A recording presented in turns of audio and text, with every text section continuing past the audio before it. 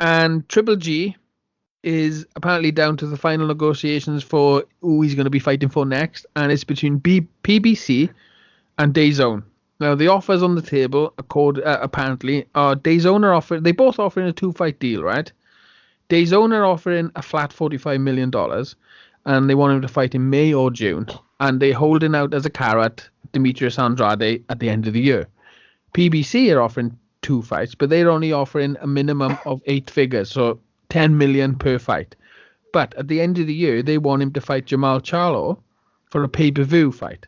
So I want to ask you straight away, who should Triple G sign with based on those terms?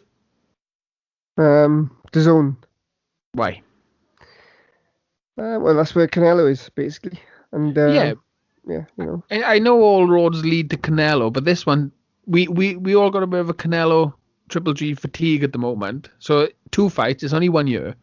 Whoever he goes with by year doesn't jeopardize really the Canelo fight. They're not going to put him in with Canelo this year, but look, if they're offering him a 2-fight deal and one of them is Andrade, and that's at the end of the year, and they're offering him a May or a June date, well, we know Canelo's already booked up in May, so I don't think it will affect the Canelo fight at all, whoever he picks. But yeah, well, I think still that his own deal, because Triple G's getting on a bit now, and he can't afford to be having like 3-4 fights in between a big fight. So it's like time is of the essence with him. He needs to get the deal which will get him the Canelo fight, and that's looking like DAZN. No, but I don't think if he takes any of these deals, if he gets through these deals, if he gets through these 2-fight deals, none of these people are mentioning Canelo in these deals, right? If he gets through these 2 fights, the Canelo fight is still on the table. It's not like a 10-fight deal. So, yes. I think from a Canelo perspective, it doesn't affect it anyway. But if you were Triple G, wouldn't you want... PBC would probably offer you an easier route to make money.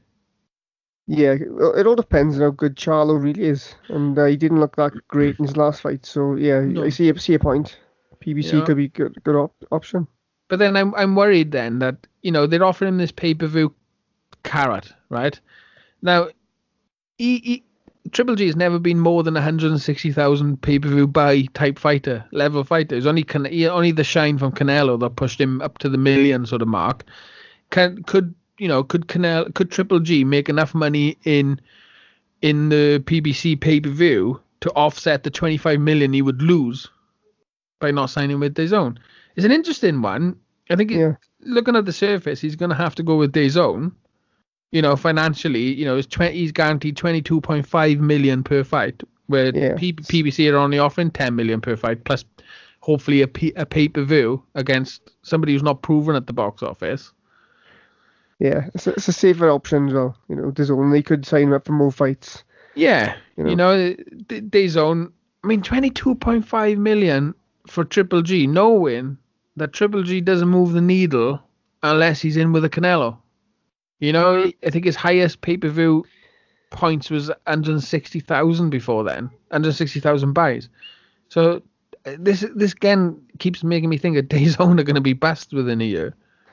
Yeah, but don't forget, they distributing through Europe, and obviously Golovkin's following is probably, Europe as well. So yeah, because Europe would have been used to seeing him for kind of free. Yeah. So we have no real reflection what his global pull is. So no, that's not a bad point.